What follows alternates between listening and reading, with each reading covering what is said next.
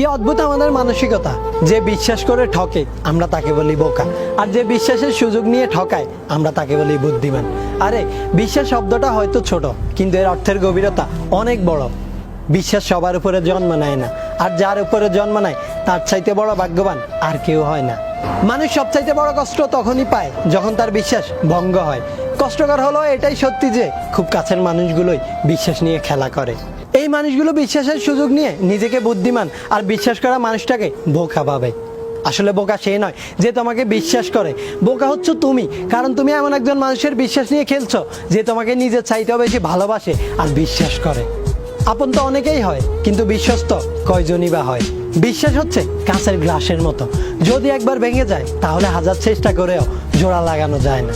আর এই বিশ্বাসী মানুষগুলো অনেকটাই ব্যতিক্রম হয়, তাই এই মানুষগুলোর বিশ্বাস নিয়ে কখনোই খেলা করো না। কারণ এই মানুষগুলো যেমন অন্ধবিশ্বাস আর নিজের চাইতেও বেশি ভালোবাসতে জানে, ঠিক তেমনি একবার বিশ্বাস ভেঙে গেলে তার চাইতেও বেশি ঘৃণা করতে জানে।